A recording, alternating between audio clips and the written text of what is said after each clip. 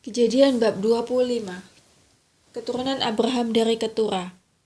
Abraham mengambil pula seorang istri namanya Ketura. Perempuan itu melahirkan baginya Simran, Yoksan, Medan, Midian, Ishbak, dan Suah. Yoksan memperanakkan Sheba dan Dedan. Keturunan Dedan ialah orang Asyur, orang Letushi, dan orang Lium. Anak-anak Midian ialah Eva, Efer, Henok, Abida, dan Elda. Itulah semuanya keturunan Ketura. Abraham memberikan segala harta miliknya kepada Ishak, tetapi kepada anak-anaknya yang diperolehnya dari gundik-gundiknya, ia memberikan pemberian.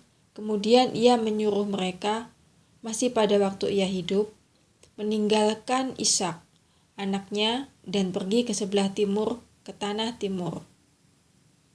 Abraham meninggal dan dikuburkan. Abraham mencapai umur 175 tahun, lalu ia meninggal. Ia mati pada waktu telah putih rambutnya, tua, dan suntuk umur.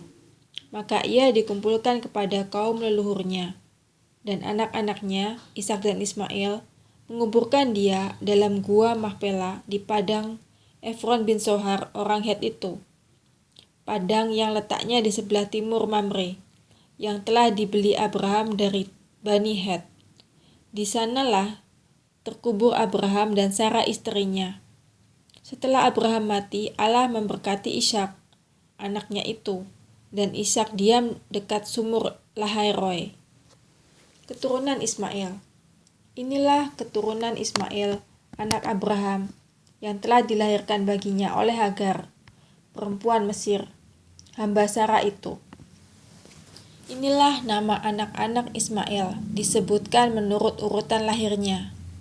Nebayot, anak sulung Ismail, selanjutnya Kedar, Adbel, Mibsam, Mishima, Duma, Masa, Hadad, Tema, Yetur, Nafishi, dan Ketma. Itulah anak-anak Ismail, dan itulah nama-nama mereka, menurut kampung mereka dan menurut perkemahan mereka. 12 orang raja, masing-masing dengan sukunya. Umur Ismail ialah 137 tahun. Sesudah itu ia meninggal.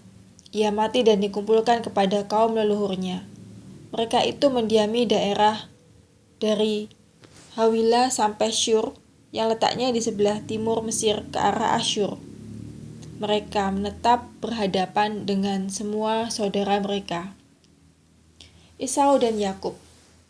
Inilah riwayat keturunan Ishak anak Abraham. Abraham memperanakkan Ishak, dan Ishak berumur 40 tahun ketika Ribka, anak Betuel orang Aram dari Padan Aram, saudara perempuan Laban orang Aram itu, diambilnya menjadi istrinya. Berdoalah Ishak kepada Tuhan untuk istrinya, sebab istrinya itu mandul. Tuhan mengabulkan doanya, sehingga Ribka istrinya itu mengandung. Tetapi anak-anaknya bertolak-tolakan di dalam rahimnya, dan ia berkata, "Jika demikian halnya, mengapa aku hidup?" Dan ia pergi meminta petunjuk kepada Tuhan.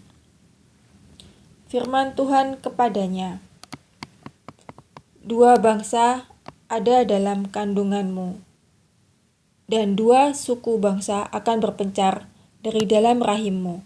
Suku bangsa yang satu akan lebih kuat dari yang lain, dan anak yang tua akan menjadi hamba kepada anak yang muda." Setelah genap harinya untuk bersalin, memang anak kembar yang di dalam kandungannya. Keluarlah yang pertama, warnanya merah. Seluruh tubuhnya seperti jubah berbulu, sebab itu ia dinamai Esau. Sesudah itu, keluarlah adiknya.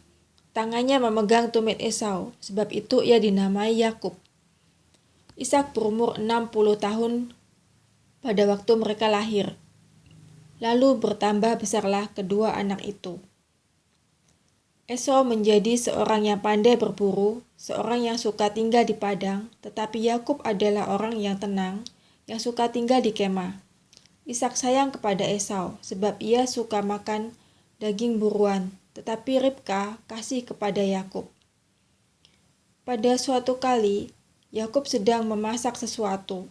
Lalu datanglah Esau dengan lelah dari padang. Kata Esau kepada Yakub, "Berikanlah kiranya aku menghirup sedikit dari yang merah-merah itu, karena aku lelah." Itulah sebabnya namanya disebutkan Edom. Tetapi kata Yakub, "Juallah dahulu kepadaku hak kesulunganmu." Sahut Esau, "Sebentar lagi aku akan mati. Apakah gunanya bagiku hak kesulungan itu?" Kata Yakub, "Bersumpahlah dahulu kepadaku." Maka bersumpahlah ia kepada Yakub, dan dijualnyalah hak kesulungannya kepadanya. Lalu Yakub memberikan roti dan masakan kacang merah itu kepada Esau. Ia makan dan minum, lalu berdiri dan pergi. Demikianlah Esau memandang ringan hak kesulungan itu.